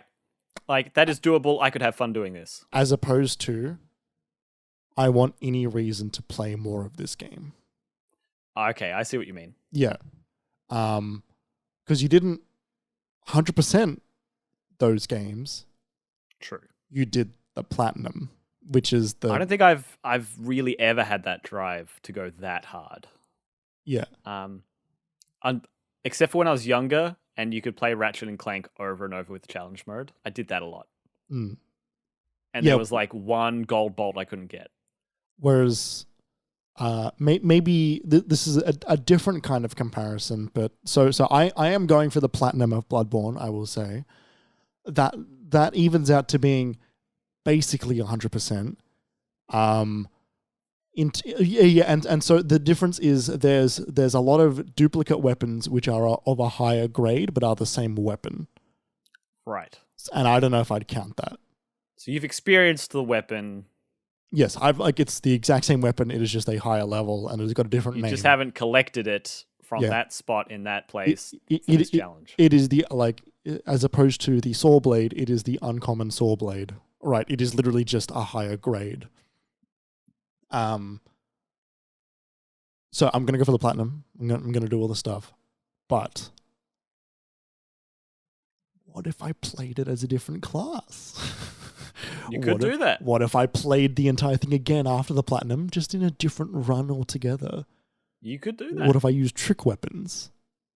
So then you have to ask yourself what the definition of 100% is. Yeah. Do you have to complete a run as every class? Do you have to complete the run with every type of weapon? Do you have to complete the run as with every different like face structure type in the character creator? Like, the answer you know what I mean? Like, the answer to all of those is no. But I think it's about experiencing the content. Rather, it is completing the content, I believe, is what 100%ing is. To me. For example, the Kingdom Hearts 1 and 2, you have Jiminy Cricket's journal to chronicle everything that is happening in the game. And that also doubles as your collectibles list. It doubles as your mini games list, and if you've got the pass score on all the mini games, as well as your stats page. It's your everything. It's your journal. And the like 100%ing that is what gives you the 100% in it. That being said, there are a couple of things that are not in there, but I think you still need them to do other things anyway, so they don't like track them. But it's like it's hard to determine what 100% is. Some games don't even allow you to get to 100%, like Just Cause 2. Yeah, because that game's broken. Yeah, that game's bugged. There's a so I was looking at Persona 5 Royals Platinum list at the moment. A very high percentage of people have that Platinum, by the way, because I think a lot of people who have Royal are the people who bought already love 5. Yeah. and they're so bought in. It's a pretty achievable list. There's not too many things you can miss. Stuff like get a perfect result on your school exams, I'm a bit worried about because I haven't done that yet. And like that's a thing that's like they're set, like Yeah. I can't just take another one when I want to. Like that happens on that date. And it's things like most of the ones I've got left is like, defeat the optional, like very difficult boss in Mementos and like go to the maid cafe a few times. Like, I don't want to do that. But then in Persona 5 Royal, they also have this thing called the Thieves' Den, which is a place where you can go and like you earn tokens throughout the game that you can only spend in this place. And what you spend them on is things like concept art and soundtrack like things. And then you can, when you buy soundtrack for like 2 and you end up with hundreds by the end of the game for like 2 of the tokens, then you can set it as the music for the Thieves' Den when you're in there, or you can just listen to it when you want to. You can unlock all the different models and display them in the middle of the Thieves' Den of like final bosses of dungeons or places that you go to in the world and stuff like that. And it's exhaustive. And in that place, there are specific medals that you can find for doing X number of things, like ambushing enemies 50 times. Like it's sort of that kind of thing. Because of that, there's like 50, 60 checkboxes like that. And those are exhaustive. They are absolutely... And there are things in there that I've hardly touched or I've done once or I haven't even done and I'm not interested in doing. But it has a very achievable platinum. Yeah, right. You know what I mean? And I've experienced a lot of that game, but I don't want to grind out finding every persona and getting a max 99 level this and like going through the side quests for the twins because I don't care about it that much. And like it's strange. Yeah, when it is, we look at it is strange. We've got these sort of dueling definitions. Because the platinum is kind of arbitrary. Yeah, it's also modern. Like, it's new. It's not something that happened 15 years ago. Yeah, but like the 100% is also like, well, like maybe they should have stopped at the platinum for collecting some of this stuff. Yeah, that's true. Like, so... I think, and that's a perfect segue, I think, into what turns you off 100% in games. It can be, I think back to before we had trophies. I think back to something like Ocarina of Time or Wind Waker, Zelda games. And you'd finish the game and you'd have like 16 hearts out of 20. And, you'd have upgraded your bow quiver once and you'd have found a bunch of heart pieces, but you only had like 3 out of 5 in that moment and you knew there were more. And sure. Just stuff like that. And it's like, I know I can find stuff, but I've been playing this game and doing things. I don't necessarily know where to look. And the idea for me of just playing and hoping I find stuff and hoping I remember things that maybe I forgot along the way, or combing every single part of every single map and still missing stuff because there's some secret that I don't think to look at this certain way. That gets pretty tiresome for me pretty quickly. Like within a couple, like say I finished Twilight Princess and I'm like, oh, I know I've got this side quest and I got this to do. And then I'm like, I don't know what to do next. That moment of, I don't know what to do next, that only takes me so far most times. Did that used to happen to you when you were a kid as well? Yeah. Right. Okay. Yeah. And I mean, kind of even more so, right? Because back then, like, it was a big deal if I finished a game because maybe it got hard or I didn't know how to beat it, or maybe I got too scared of a Zelda boss. That happened with me with Twilight Princess again. Or I was 12 playing that, but there's these really creepy hands at the end of one of the final dungeons. Yeah, like that. And it freaked me the hell out. And it's funny because a friend of mine asked me to come over to his place and help him with a spider boss that I had no trouble with, it's stuff, shit like that. But point being, yeah, like if I got less hooked, I'm going to come back to it again for like the third time. That Final Fantasy 13 story is from playing yesterday. Like you got me to the point of like, I'm just playing now. Right. I think the only thing that can keep me hooked at that point is the gameplay has to be fantastic. And that's why I did it for Assassin's Creed 4 and Black Flag and 2. I've done it with 2 twice. Like,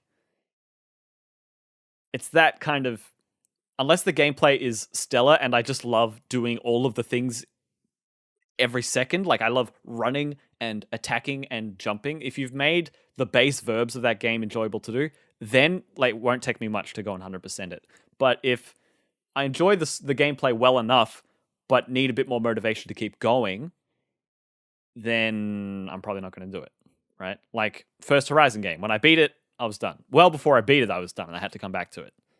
Yeah, Red Dead Redemption 2. You know, I've been meaning to come back to it, but the active verbs of that game, a lot of that is like clean horse and go to sleep and put your hat on. Like, yeah. which is what pulled me through that game. It was like it's immersion. It was the simulation aspect of it. Yeah. Red Dead Redemption is the best cowboy simulator. Definitely. And that was fun for a bit. But then when I died, or like I ran my horse into a tree for the 5th time, or I had to do another ride from Strawberry to fucking I don't know where, and it took 15 minutes. Like I was like, oh man. Yeah, I miss that. Which is interesting. But I also 100% at Horizon. Yeah. That's funny. You're there for the vibes. Actually, sorry, let me rephrase that. I platinumed Horizon. There's a lot of meaningless collectibles in Horizon.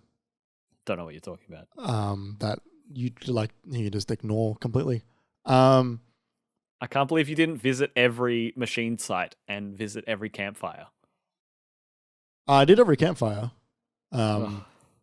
Because I'm sorry. Well, no, like it was fine because I did it over a playthrough, but I didn't seek out everyone. I just happened to do it as I was doing all the 100% stuff. And I think by the end I had 2 that I didn't have. I'm like, fuck it, I'll just go get them. Yeah. But yeah, I think the things that put me off, meaningless tasks. Taking a while, but I also, when I was younger, I was one to just play through again to find new things. I don't know how many hours worth of me exploring the streets of New Mombasa in Halo 3 ODST because I was looking for secrets. Yeah. I was looking for Easter eggs. I know how to glitch that game. I know how to position I know how to position the mongoose and get a buddy in co-op and stand and look and jump so that we keep bumping each other up to glitch out of the arenas to get into rooms that you're not supposed to be in. We used to do it for hours. I played through Halo Reach a million times trying to trigger a legendary ending that doesn't exist. Even Ratchet and Clank, the originals on PS2, I would spend hours in that looking for secrets and Easter eggs, and that was back in the day where skill points in that game were tricky, and also I didn't know what they were. There was a riddle description, and you had to do very specific things on specific planets, and it was my job to figure out what they were, and so it would me just trying to be there solving a puzzle. And just having entire play sessions. And I'm like, yeah, well, didn't get it. I think those PS2 Ratchet games are some of the best to complete. I think so. And I think that was what sort of primed me for enjoying the riddle. Enjoying, spinning that Rubik's Cube and trying to find out how to make a face of the same color. Yeah. Whereas I think now there is less riddle in 100%ing things. It's not a puzzle to be solved. It is hours spent. Yeah, and we've seen a lot of tricks, right? We've seen a lot of what the games industry has to offer in terms of things to do. Yeah, and I think in the AAA space, modern games have a lot of bloat. Definitely. And a lot of things that if you cut it, the game is probably a little bit better. Yeah. There are less things Runtime is important and this and that. There are less things that you need to do and so you're not as distracted. You know, I don't need base building in a Fallout game. And yet, some people like it. That's cool. That being said, I don't think it really adds much to it, and creates an entire new set of time and work that people then need to put into support that feature to make people like you and me included feel like it's worth doing, because our time is more limited than ever, and you need things. But they want it, and they're fucking buying for it, and they need a reason to make everything feel like you need to do it. So yeah, I think like unimportant features will make me not want to 100% a game. An excruciating amount of collectibles will not make me want to 100% a game. And of course, the old multiplayer achievements will not make me want to complete a game, 100% a game. And Jeremy, I think that is an excellent segue into our final subheading here: worst 100% offenders. I think the Naughty games are up there. Pardon? Naughty Dog games, I think, are up there. Naughty Dog's trophy lists for everything in the PS3 were awful. They were the worst. They were some of the absolute worst trophy lists I've ever seen. It's just stuff like 20 kills with this gun, 20 kills with that gun, 10 kills with this one, 25 kills with this one. But then they also had multiplayer trophies in there, like non-negotiable ones that you need for the platinum, which is like not everyone has internet access. Not everyone enjoys the multiplayer. Not everyone's good enough at it to get that stuff. And then the servers Some of it was like play with a Naughty Dog dev, right? And like, you can't control that. You just have to play. Yep. Like, that's awful. But then, like, The Last of Us as well, they had some multiplayer ones in there, but the single player ones are dreadful. They're absolutely awful. Yeah. You play through that game the whole way, and your trophy list is like 20% complete. And it's like, what? When was I supposed to get any of the rest of these? Yeah. Yep. Yeah. Yeah. Gears of War that I mentioned before is pretty historically awful. I don't know if multiplayer ones aside, I kind of respect the ridiculousness of it.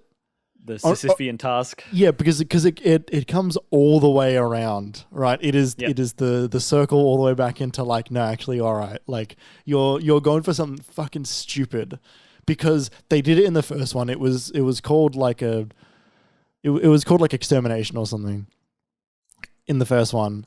And in the second one, it was the exact same name for the exact same thing, except twice as many, and they just called that achievement 2.0. I think it's called Seriously. Yes, Seriously ... And then it was Seriously 2.0 was the one for Gears of War 2. Mm-hmm. And then I'm sure there was one in 3 as well.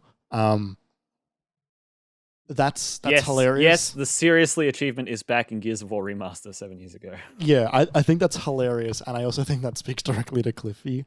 I think that's very, like, that's a him thing. I think this part of it, it's like, that makes sense. That actually is like something that not everyone's going to do, and that's actually quite impressive, and you put a lot of time into it, and you should be recognized if you get that far. That makes sense. And that's what Horde mode is there for, right? Like that's the incentive to play their wave-based mode. And that's you'd feel fucking great after you got it. The relief. Surely relief that you would probably then want to not play that game for quite a while, but a genuine like, fuck, I did it. If I played with someone who's got it, I would be impressed. I'd be very impressed that they got it. Kill 10,000 people in versus competitive matches. This is before Horde mode in the first game. Sure. Yes.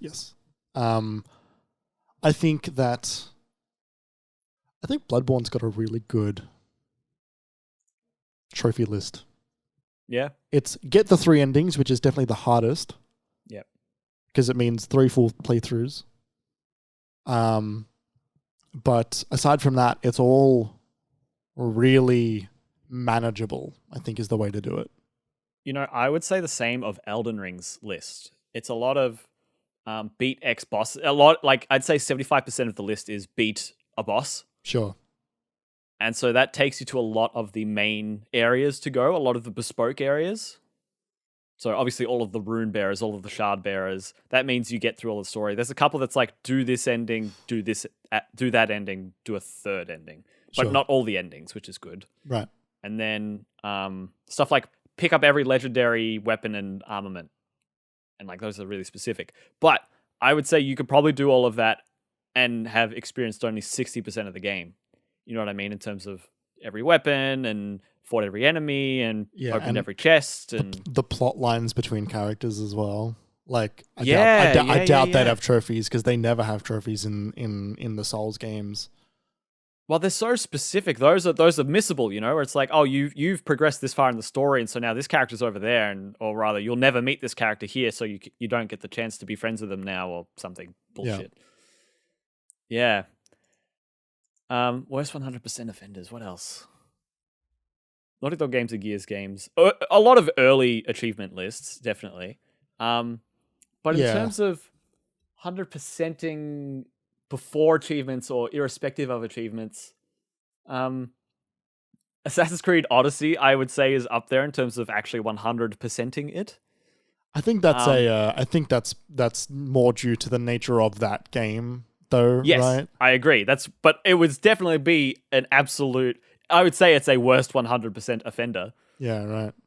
Sam has a suggestion in here, and I think it's more apt than you realize, Sam. GTA is, I think, really hard. Like, irrespective of achievements, their collectibles are so obscure and hard to find in so many of them. Like, sometimes it's just a piece of paper or like pigeons that like have like a little glow on them, but the whole world's grey, so you can't see anything. Yeah, like right.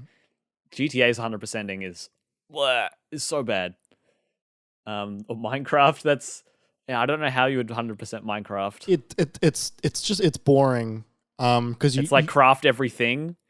I don't think it's everything because there's in-game achievements in Minecraft. But the thing is, the Minecraft achievements are bad because it's a tree.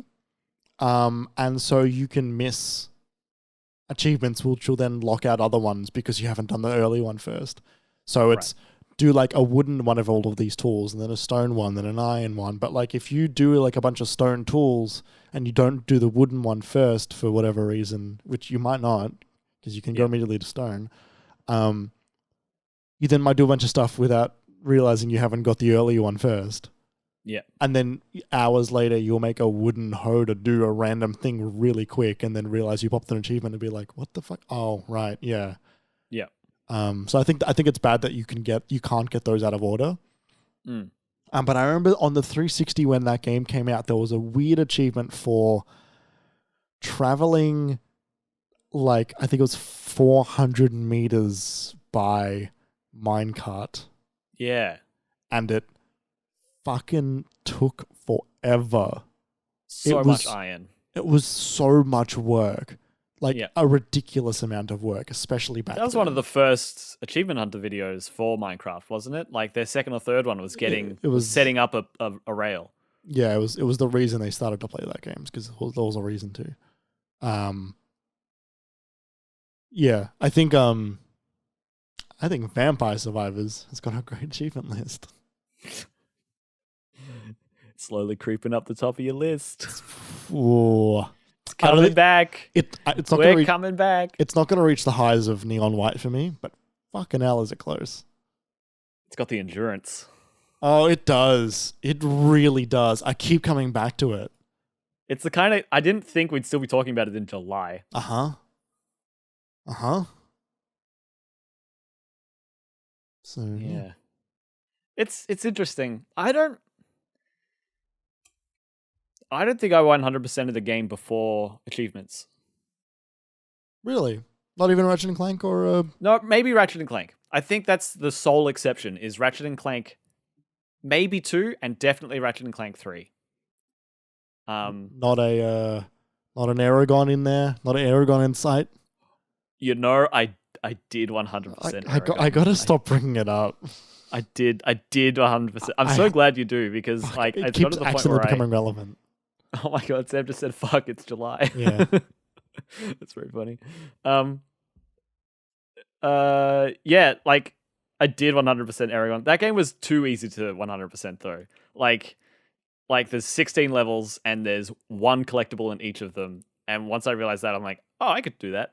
That was one I was glad to do because 100%ing it was relatively easy and I could figure it out myself. Whereas even the Ratchet and Clank games, that was probably one of the first times I looked up a walkthrough myself. When we were playing Wind Waker, and Dan and I were playing Wind Waker, Dan actually printed out the game FAQ. I don't know if it was from GameFAQs, but we had like this bundle of stapled sheets of paper that got more and more crinkled of like secrets to find and like what to find in each quadrant and stuff like that. Did you ever 100% any of the Lego games? Because they were a big one for me to 100%. Just like get all the characters, do all the mini kits and everything. See, that's kind of what I was talking about before, right? Whereas like, you know, once it gets to the like I've done this before, or like I don't always love this gameplay 100% of the time, or like that's enough now. Yeah. Like for me, it was always like I played those games heavily. I played them a lot, but I never got either of them to 100%. For me, it was always finding out because there was always a secret character.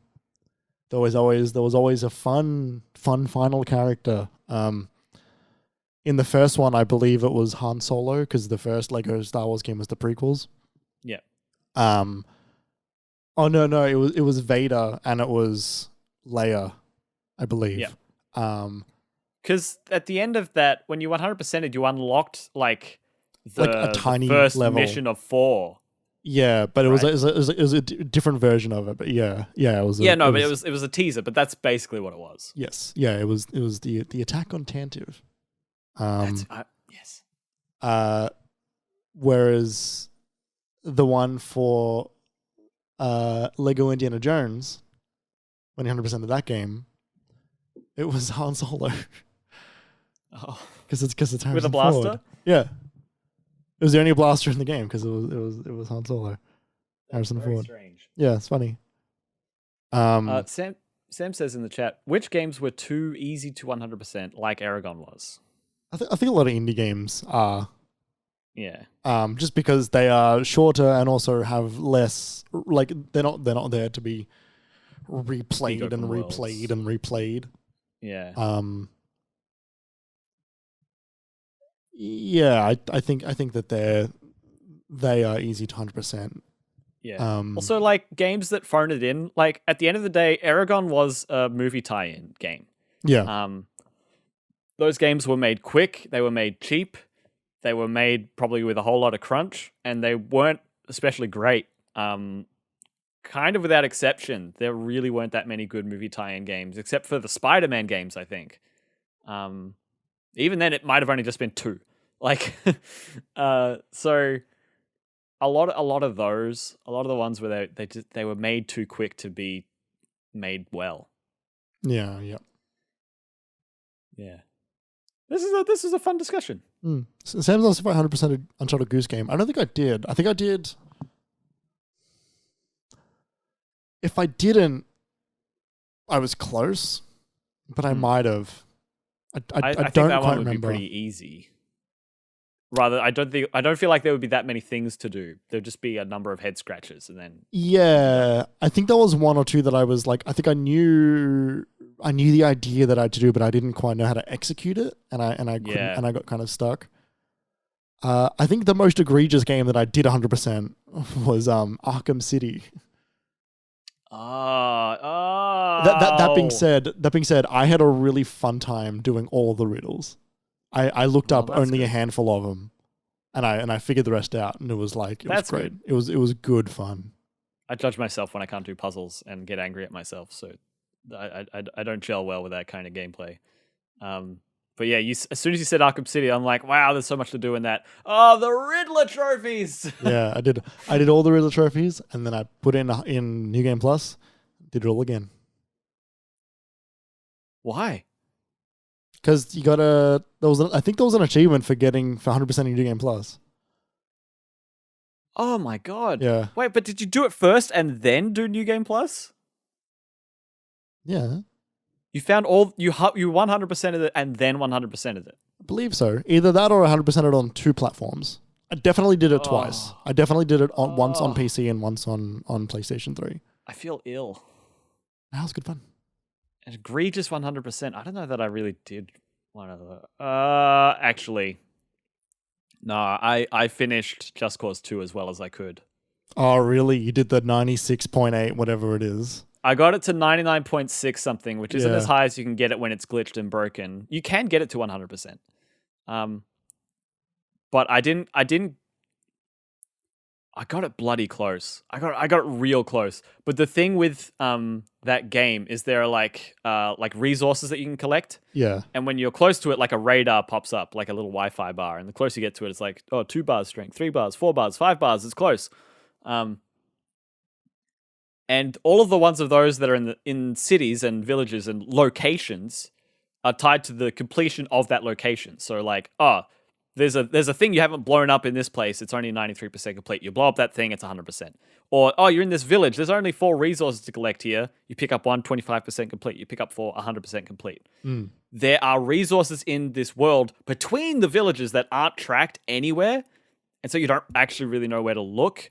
And so I did all of the villages. That's what I did. I did every single village. And then I did, and then I just left it at that, which was a lot. So I was only missing like 100 or 200 resources out of like 2,400, I think. And I did everything else, blew up everything else besides that. Did all the races. Right. That was fun, and I loved returning to that one again and again. But it is egregious. Yeah, I think I think maybe the best 100% that I've done was maybe Mario Odyssey.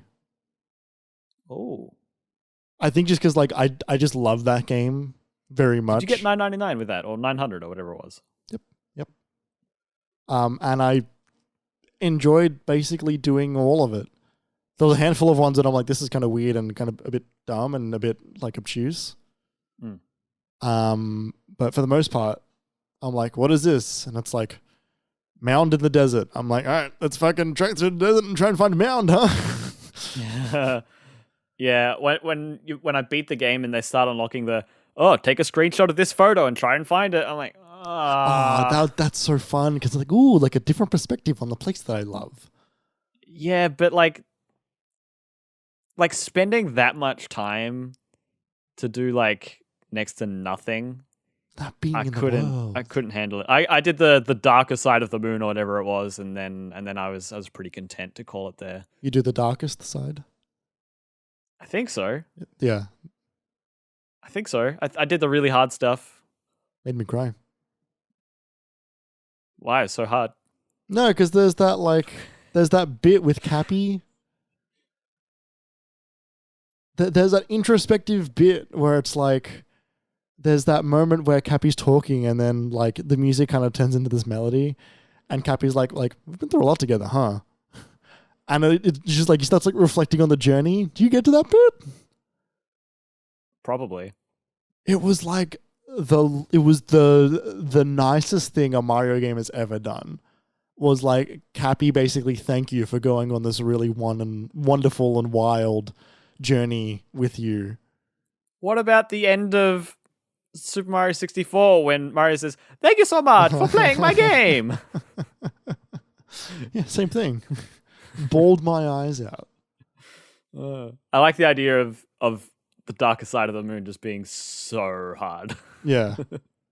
that you're like, I can't do it. It's too much. You cry. Yeah, that game for you was like not only was it a 10 out of 10, but it was like the most glowing, radiant, perfect. Like it just hit you at the perfect moment, right? I still think it's the best. For Switch me, game. it was just like an 8. For me, I still think it's the best game on Switch. Yeah, I'm just like, I've forgotten so much of that game. I find that game so milquetoast in so a lot of ways. Yeah, no, for me that it's and I know what you're going to say, but it's the best 3D Mario. You haven't played any of them. I have. Yeah, you haven't finished a lot of them. Finished half of them. I think what got me about it was like I felt like it was the this comes back full circle. No. I felt like it was the Assassin's Creed 100% cleanup phase from the start of the game. You know what I mean? Like I felt like it was such such an open world gamified game. It was a game TM. You know what I mean? I just saw the design throughout the whole thing. I'm like, oh, do this. Yes. And, oh, they're making it harder here. And like while yes, also it was all done with love and care, I think is the thing. Oh yeah. Whereas like Assassin's Creed is like they're like and there's just like 80 more collectibles like splattered all over the wall. It's like the the popcorn ceiling, the popcorn cement ceiling. It's exactly like that. Where they just shoot cement at the roof and hope it sticks. Yeah. What a weird way to do things. Yeah. Hear that, Ubisoft? Let's end the podcast. I think that's a great discussion. Go us. Tune in next week when I will have 100% into Horizon Forbidden West. Until that time, okay. I'm not doing that. Until that time, do it. Thank you so much for being here. Wait, I'm not doing that. I bet you can't. I bet you're right. I bet you won't. I already said that. Do it. No, I don't want to. I said it as a joke because I don't want to. We're out of here, everybody. Thanks so much for listening. We're out of here like Aladdin from the lair of, what's the lair called? The Cave of Wonders. The Cave of Wonders. And Robin Williams, the genie, says, "We're out of here!" And they like shoot out of the sky through the sand. Uh-huh. I can hear Sam laughing from the other room. If you want to listen to more of us, you can find all previous episodes of this podcast. Jeremy is distressed. You can find all previous episodes of this podcast on minimap.com.au, as well as any podcast service of your choice. You can't find every episode on YouTube, but you can find at least the last 10, because this is episode 114, and I think we started doing video for 104. So here we are 10 episodes later. We've been having a great time on video. Come and join us. You can join us live on Twitch every week at 5:30. We have about 15 minutes of preamble before we get started with the show. If you want to hang out, ask some questions, and listen to us do this live, and then hang out in the break. That's on Twitch. Twitch.tv/MiniMapAU. As well, we are also on all of the socials. All of them are at MiniMapAU for Twitter, for TikTok, for Instagram. You can also go to patreon.com/MiniMapAU to find a way to support us monetarily if you would like to do that. We're on Twitter individually. Jeremy, where can they find you? At Obi1Jez. You can find me in the Cave of Wonders at KJPalmer_24. And I think that's about it. Jeremy, you want to plug anything? You got anything to plug? Do I have anything? What the fuck are you talking about? I don't know. I felt an urge to ask if you had anything to plug, which is ridiculous because this is the thing that we would plug. This is it. Yeah, I've got this side business. It's called this. Jerry, do you wanna plug Zero Latency? No. Yeah, go to fucking Zero Latency in North Melbourne and say hi to my old coworkers. Some of them. Maybe I'll plug IGN. They really need the clicks. Yeah, they're struggling. Jerry, press the button. Let's get out of here. Bloody hell. Thank you so much for listening, everybody. Thanks for making it to the end with us for this train wreck of an outro. I appreciate it. And until next week, we'll see you then. What the fuck?